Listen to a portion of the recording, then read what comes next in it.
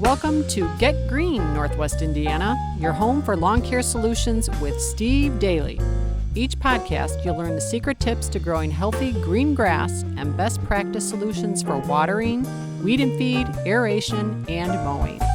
Here are your hosts, Steve Daly and Jim Jano. Okay, today, Steve, we're going to look at 8 things most homeowners don't know about grass. And anybody that knows you, you love to talk about grass. It's a perfect job for you because it's almost as if you wake up thinking about grass. So, I did back in the 80s. I don't know if I do so much now. Now I just do my thing. Well, but you've come up with some, and you are very transparent. But you've come up with 8 things that most people don't know about grass. And we're going to start off with number 1, grass rooting. What is grass rooting? What should listeners know about it? You're always producing new roots. The grass is also dying at the same time. You're always losing some plants. It's shedding out, just like when you drop hair, it's getting rid of some of the grass plants. So to keep it continually filling in, you're getting new material, breaking down into the soil.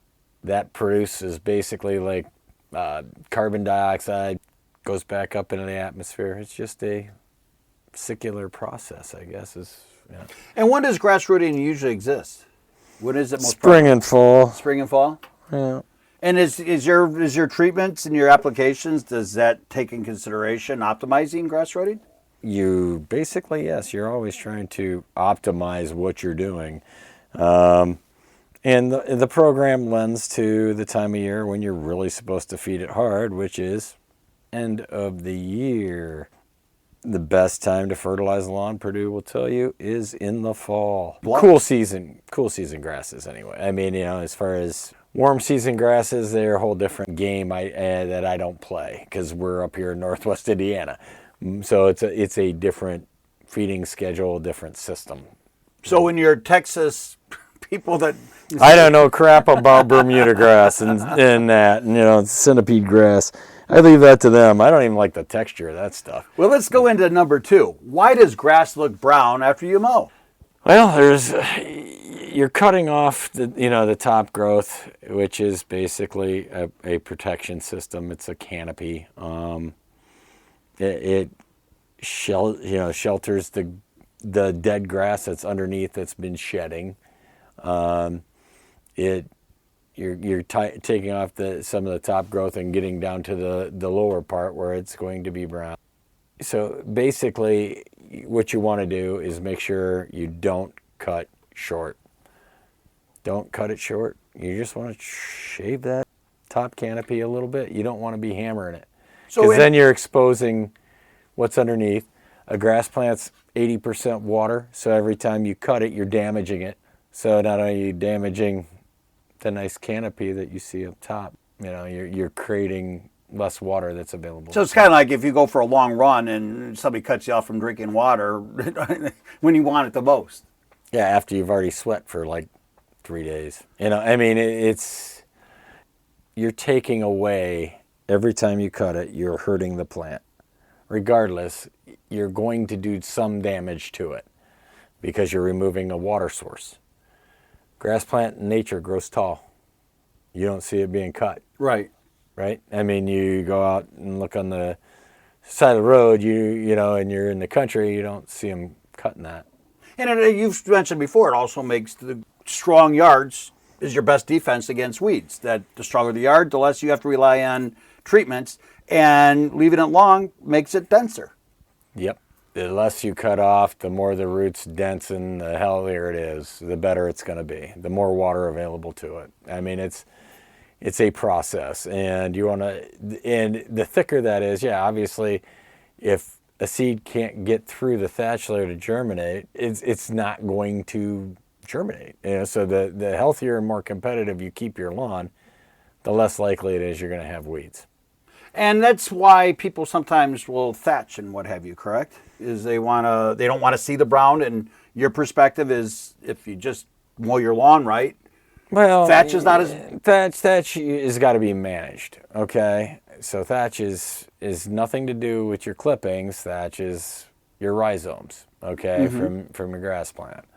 So it's a series of dead and living materials that build up over time as you feed a lawn, and basically you have to go in there and manage that some way. Now, if you're consistently aerating it, usually you can avoid the tedious task of dethatching it in most cases.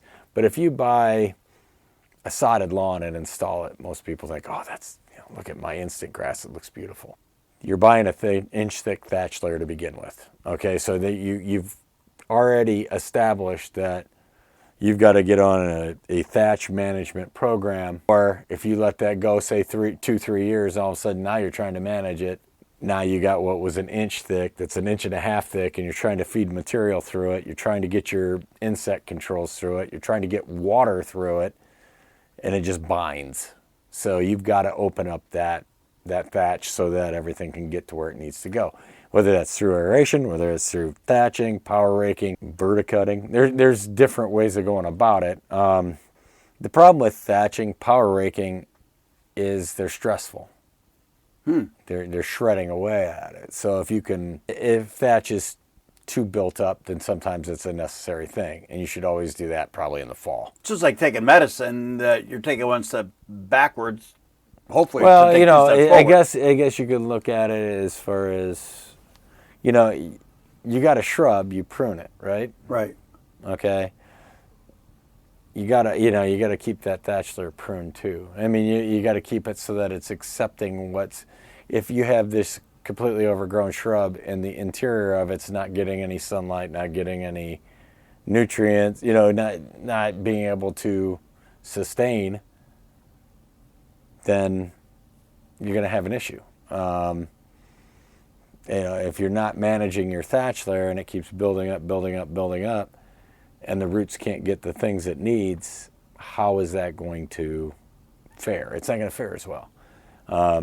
And also a thick thatch layer, what's that actually doing? This material that will hold water or moisture and humidity will be a breeding ground for insects, disease.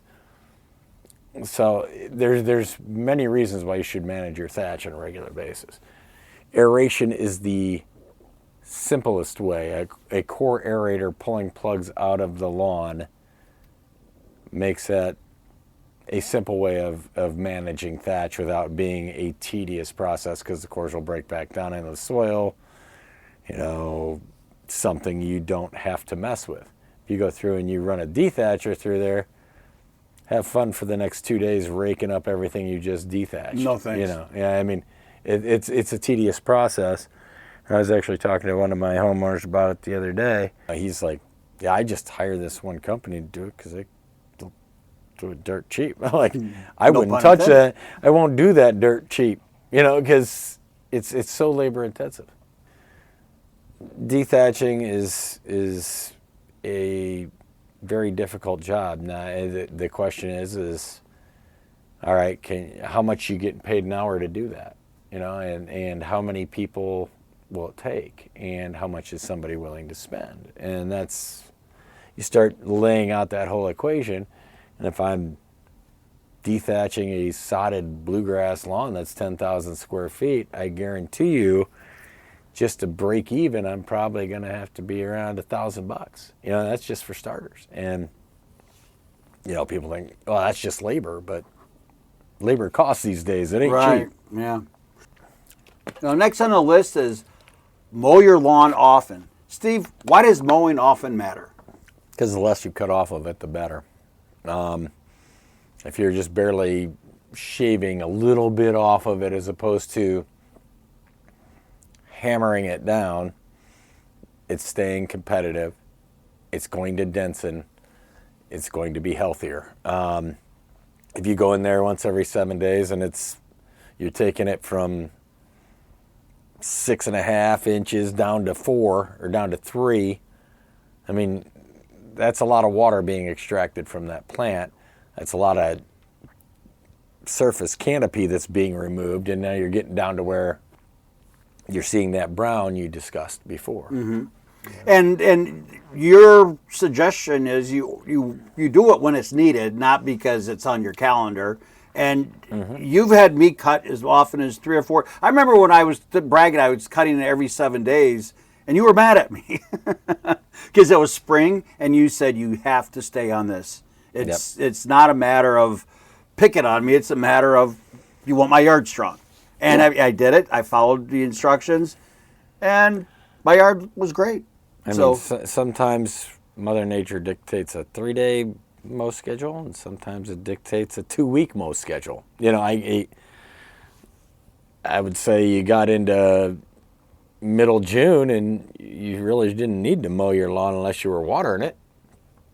You know, I mean, it pretty much slowed down, and I mean, one of my applicators, he's got an 1.5 acre lawn, and he was telling me, he's like, yeah, I haven't mowed it in 2 weeks.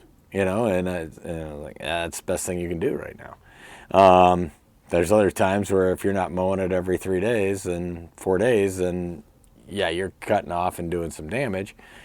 Mother Nature dictates that. And this actually is one of those things that it kind of lends itself to our last category, and that's that when you cut often, it actually makes your plant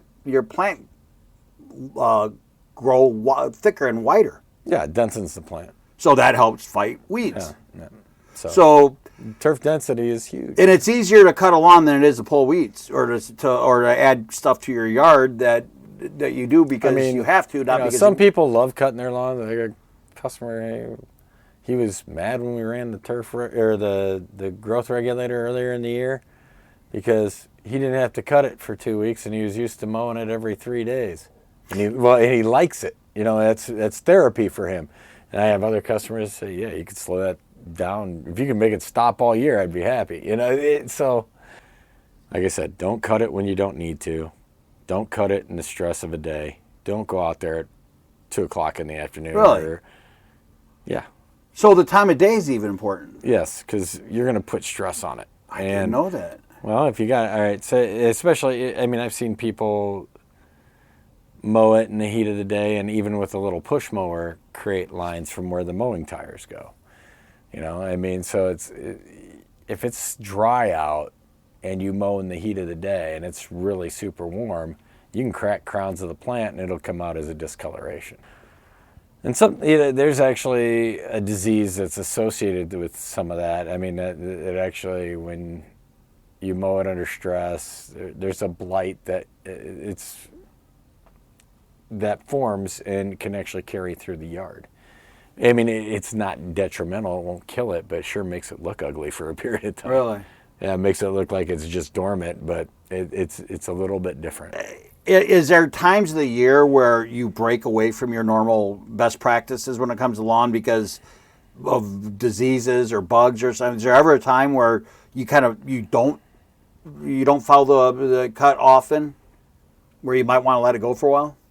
Yeah, like I said, I mean, you cut it when it needs it. You don't have to necessarily be on it every 3 days. I mean, if it's a cooler time and you can get on it and you're cutting it every 3rd, 4th, 5th day. I mean, if it grows up a 1/2 inch and you want to shave that a little bit, that's fine. But if you're going out there and your lawn's not growing and you're trying to cut it, you're trying to compensate for it, you're going to create damage. And you don't want to do that. And you don't want to, like I said, you don't want to do it during the heat of the day. Like we're looking at 92 Sunday, 93, and then 94 or 5, maybe 6 on Monday. Don't cut those days. Leave your lawn alone. Do it when the stress is back off. You know, Tuesday, Wednesday, whatever day the temperature drops back down into like low 80s, and you can do it without putting it under stress. Okay, so our next one on the list is one that I was guilty of until you started managing my lawn. And that's, you should not water often. That almost seems like lawn care blasphemy, but it's true. Talk a little bit about why do you not want to water often and what's the better solution? Well, the best solution, all right, so it depends on your soil type, okay? But you don't want to create humidity in the thatch layer, in the top growth. That's not where you want water, okay?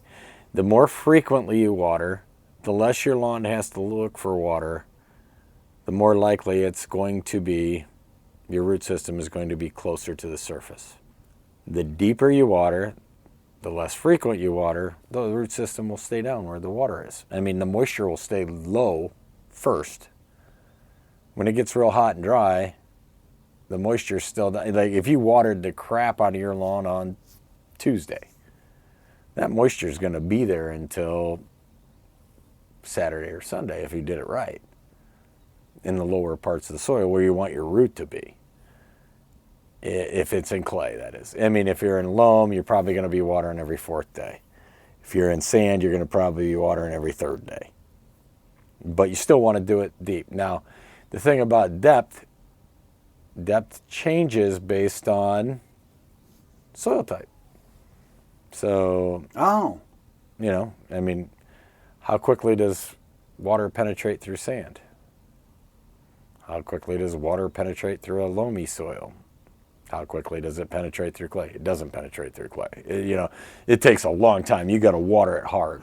I always thought I was cursed by having a clay soil because of the bad experience that I had. And, we were talking about how people that put sod in their yard and they think they've got instant success. They do have instant success. It's the long-term success that's harder to find. Well, and I generally agree with everything you say, but this time I'm going to have to disagree with you, Mr. Daly, because when I paid more money, when I went with the highest bidder to have my sod put in when my house was built, it deadpanned into the clay. I paid for dirt. They didn't give me dirt, and it deadpanned. And I spent 20 years struggling with my lawn, and then you came in, and every episode I brag about how much I love my yard. But the fact is I started off weak, and I got strong in the long run. So, hiring a good lawn care program can definitely help. And a little plug for you, a little grass plant plug. Yeah. Hey, that's great. No, just keep up the watering, Jano. Well, I think I'm trying to at least. You'll have to water probably Sunday. Okay. So we have Sunday. Well, good. Well, you figured Tuesday was our rain, so. Well, I bought a couple more. Maybe of those. Sunday, Monday after this, as this heat's going through. But yeah. Well, I was so happy with your sprinkler recommendation last year that I went and just bought 2 more of them, and I'm ready to go. And of course, I'm always worried that whenever we do a podcast, I better water my yard because I hate to meet the wrath of Daly when you're not taking care of your lawn right. So, all right. So now we have some really cool tools on your website, and we're going to move on from this, but. Before we do, you actually have some really interesting, of course, your podcast has several episodes on how to water in drought and clay and different conditions. But on your website, you have a blog called The Guide to Watering Lawn in Northwest Indiana. And then you have another blog, Valparaiso Lawn Care, Essential Guide to Watering Grass. And that was one that had more to do with the heavy density of clay in the Valparaiso community. And then we also had another one, how to keep your lawn green in summer heat. 10 tips for Northwest Indiana. Where can they find these helpful blogs, Steve? At www.perma-green.com. Okay, so number 5. Another misunderstood fact about lawns is that grass dies or doesn't die. What's the deal with that?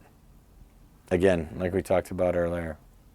It's hundreds and millions of plants, I mean, grass is dying all the time, and it's being replenished all the time. And it has a natural life cycle, just Correct. Like people, animals. Your hair. My hair. Oh, your hair's good. My hair. Oh, I got less hair than you. Oh, no, it's a race. Anyway, but it's always shedding old plants, gaining new plants. So, I mean, and that's one of those things where sometimes a homeowner might jump the gun and they might have a patch in their yard that dies, and they might get upset when the fact is that it might just be a life cycle. Could be. I mean, there's annual grasses out there. There's, especially as you get into some of these golf course communities like Sand Creek or. Anyway, you got Poa annual, Poa trivialis you're kind of dealing with there. Poa annual is basically what it sounds like. It's an annual undesirable bluegrass. It's really fine and stringy. It's a winter annual, so it actually seeds itself in the late spring and starts germinating in the fall and thrives through the winter, and then you see it in the next spring as a lighter colored, thin, stringy grass. Now, it looks good when you come out in spring, and sometimes you'll be going, oh, that lawn looks great. And then the heat of the summer hits, and what happens to a winter annual when the heat hits?